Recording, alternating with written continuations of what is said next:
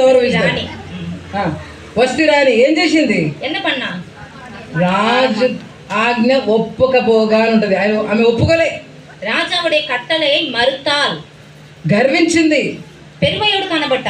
కాబట్టి ఏమైపోయింది? ఆగియాల என்ன நடந்தது? కిరీటం పోగొట్టుకుంది, తడి కిరీటத்தை இழந்து போனான். సింహాసనం పోగొట్టుకుంది, సింహాసనத்தை இழந்தாள். రాజును పోగొట్టుకుంది, రాజాவே இழந்துட்டா. రాజభవనమ్మని పోగొట్టుకుంది, రాజా அந்த భవనத்தை இழந்துட்டா. అన్ని పోగొట్టుకొని హీనమైన స్థితికి వెళ్ళిపోయింది. எல்லாத்தையும் இழந்து ஒரு கேவலமான ஒரு நிலைமைக்கு போய்விட்டார். ఎస్తేర్ తగ్గించుకుంది. ఎస్తేర్ తనైతాన్ తాழ்த்தினாள். అన్నిట్లో తగ్గించుకుంది. எல்லாவற்றிலும் తనైతాన్ తాழ்த்தினாள். దేవుడు ఆమెను హెచ్చించాడు. కర్తర్ అవளை ఉయర్తినార్. ఎంతగా కనపరిచాడంటే ఎவ்வளவாக ఉయర్తినార్ என்றால் రాజుకు ప్రియమైన రాణిగా చేసుకున్నాడు. రాజాவுக்கு ஒரு பிரியமான ராணியாக மாற்றினார். ప్రియులారా, பிரியமானவர்களே, తగ్గించుకుందాం. நம்மை தாழ்த்துவோம். తగ్గించుకుంటేనే தாழ்மைப்படும் போதுதான் ఆశీర్వాదం, హెచ్చింపు, பெருமை, హెచ్చింపు, ఉయర్వు, ఘనత, கணம், పేరు, ఖ్యాతి, పుగళ్ అన్నీ ఉంటాయి. எல்லாமே இருக்கும். నేను ఈ రోజు ఇక్కడ సేవలు ఉన్నాను, ఈ అడవిలో సేవలు ఉన్నానంటే நான் இந்நாளிலே அந்த காட்டிலே ஊழியம் செய்கிறேன் என்றால் హెబ్రోన్లో దేవుడు నాకు కఠినమైన పరిస్థితి అనుమతించాడు. హెబ్రోన్లో కర్తర్ எனக்கு కష్టமான సూழ்நிலையை అనుమతిస్తార్.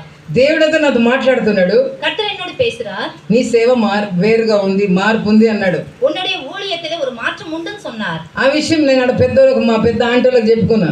நான் இது காரியத்தை மூத்த சகோதர சகோதரிகள் சொன்னேன். మేము అక్కడ, నేను హెబ్రోన్ సందేశం ఆఫీస్లో పనిచేస్తా ఉన్నా. நான் அந்த ஹெப்ரோனுடைய அந்த ஆபீஸ்ல வேலை செய்து கொண்டிருந்தேன். అక్కడ మా అక్కడికి చెప్పుకున్నా, అక్క దేవుడు ఇట్లా మాట్లాడుతుండు, వేరే పరిచయం ఉందంట అంటే என் கூட இருக்கிறவங்க கிட்ட சொன்னேன், அக்கா ஆண்டவர் என்னோட இப்படி பேசுறாரு, என்ன ஊழியத்துல மாற்றம் இருக்குன்னு சொல்றாருன்னு சொன்னா, వాళ్ళు ఏం చేశారంటే ఆ పెద్దలు కూడుకొని మాట్లాడుకొని నన్ను ఇష్టం మోసడు తిరుగుతా ఉన్నారు. அவங்க பெரியவங்க எல்லாம் ஒன்னா சேர்ந்து கூடி பேசிக்கிட்டு எனக்கு விரோதமாக பேச ஆரம்பிச்சிட்டாங்க. నేను ప్రార్థన గడుపుతానని చెప్పి బెంగళూరుకి వెళ్ళిపోయినా 15 రోజులు ప్రార్థనలో ఉండడానికి. நான் பிரேயர்ல இருக்கிறேன்னு சொல்லிட்டு நான் பெங்களూరుకి 15 நாளுக்கு போயிருந்தேன். వచ్చాను, மறுபடியும் வந்தேன். అక్కడ దేవుడు నాతో 3 వాగ్దానాలు ఇచ్చాడు. నాకు அங்க ఆండவர் எனக்கு 3 వాగ్దానాలు கொடுத்தார். తృణీకరించబడిన రాయి తలకు మూలరాయి అన్నాడు. తల్లపట్ట కల్ మూలకి తలకల్ ఆయిట్రు అని சொன்னார். ఎక్కడ నింద అవమానం కలుగుతుందో అక్కడ రెట్టింపు ఘనత అన్నాడు. எங்க உனக்கு அவமானம் இருக்கோ அங்க ரெட்டிப்பான ఆశీర్వాదం இருக்குன்னு சொன்னார். జనులు నిన్ను నువ్వు నీళ్ళలోను నిప్పులోను పడతావు,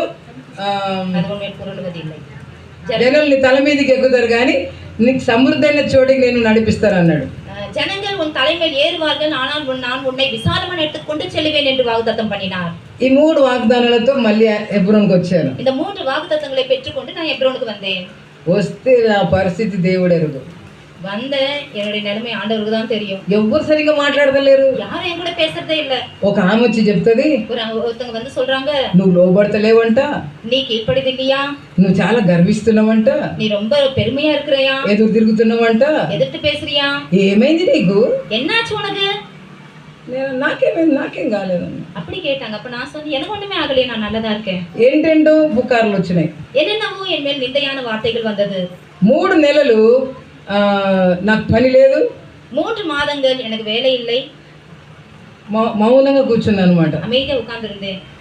తినడానికి పోతే சாப்பிட போனா పని లేకుండా తింటుంది అనేవాళ్ళు, வேலை செய்யாம சாப்பிட வந்தாங்கன்னு பேசுவாங்க. అక్కడ బాధనే, அங்கேயும் ஒரு மன கஷ்டம். హెబ్రోన్లో 3 నెలలు తినకుండా ఉన్నా. ஹெப்ரோன்ல 3 மாதம் சாப்பிடாமலே இருந்தேன். అది నాకు చీకటి దినాలన్నమాట. அந்த நாட்கள் எனக்கு ஒரு இருளான நாட்கள். దేవుడు నన్ను పోషించిండు. ஆனால் கர்த்தர் என்னை போஷித்தார். ఎవరో ఒకరు బ్రేక్ఫాస్ట్ తెచ్చిచ్చేవాళ్ళు, யாரோ ஒருத்தர் బ్రేక్ఫాస్ట్ கொண்டு வந்து கொடுப்பாங்க. రండి మా ఇంటికి రండి, విజిటింగ్ రండి అని తీసుకుపోయి వాళ్ళు అన్నం పెట్టి పంపేవాళ్ళు. ఎవరు తెలియదు నేను తింటలేనని. విజిటింగ్ வாங்க அப்படின்னு கூட்டிட்டு போயிட்டு அவங்க எனக்கு భోజనத்தை கொடுத்து அனுப்புவாங்க. ఒక్కొక్కసారి ఉపవాసం ఉండేదాన్ని. ஒவ்வொரு நாள் நான் உபவாசத்தை ஜெபித்தேன். 3 నెలలు 3 மாதங்கள் మౌనంగా ఉన్నా, அமைதியாக இருந்தேன். దాని తర్వాత அதற்கு பிறகு ఈ అడవి ప్రాంతానికి దేవుడు తీసుకొచ్చాడు. இந்த காட்டு பிரதேசத்துக்கு ஆண்டவர் என்னை கொண்டு வந்தார். సంఘ పెద్దలు, ఆ రోజుల్లో ఉన్న పెద్దలు ప్రార్థన చేసి, అమ్మ ఈడుంటే నీకు కష్టమే, నడు ఆడ సేవ ఉంది, ఆడపోయి చేసి రాబో, వాళ్ళకి చదువు రాదు, కోయోళ్ళు ఉన్నారు, చదువు రాదు, వాళ్ళకి చదువు నేర్పించిరా అని పంపాడు. சபையின் மூப்பர்கள் என்ன அழைத்து, அம்மா நீ இங்க இருந்தா உனக்கு கஷ்டமா தான் இருக்கும், நீ அந்த காட்டுல ஊழியம் இருக்கு, அங்க இருக்கிற ஜனங்களுக்கு படிப்பும் வராது, அவங்களுக்கு படிப்பை கற்றுக் கொடுத்து வா அப்படின்னு சொல்லி அனுப்பினார்கள். నేను పోయిన ఊరు కరెంట్ లేని ఊరు, நான் போன அந்த ஊரு கரண்ட் இல்லாத ஊரு. దేవుని చిత్తం అయితే టైం ఉంటే భోజనం తర్వాత క్లుప్తంగా అక్కడ విషయాలు చెప్తారు. கர்த்தருடைய சித்தமானால் நேரம் வாய்த்தால் லவ் முடிஞ்ச பிறகு சில காரியங்களை உங்களுக்கு பகிர்ந்து கொள்றேன். నేను అనుకున్న పనిష్మెంట్ గ్రౌండ్ అనుకున్నా. நான் நினைத்தேன் పనిష్మెంట్ నాకు ఇది எனக்கு ஒரு శిక్షை పోల அப்படின்னு நினைத்தேன். సిటీ నుంచి వచ్చిన సిటీல இருந்து வந்தேன். అడవిలో కరెంట్ లేని ఊర్లో ఉన్నా. కరెంట్ ఇல்லாத ஒரு కాட்டுకుள்ள இருக்கிறேன்.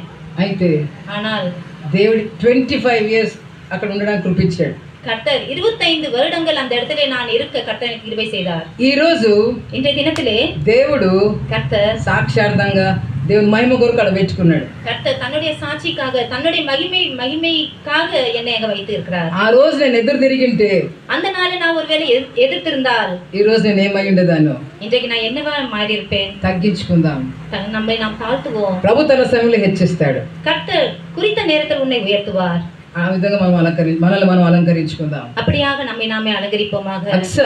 అక్సాల్ సహవాసంతో అలంకరించుకుంది. ఐక్యతనాலே తన్னை తాను అలంకరిத்துக் கொண்டாள். ఇష్టపూర్వకంగా విధేయతతో అలంకరించుకుంది. இரண்டாவது மனப்பூர்வமாக கீழ்ப்படிதனாலே தன்னை తాను అలంకరిத்துக் கொண்டாள். మూడోది తగ్గింపు తాழ்மை.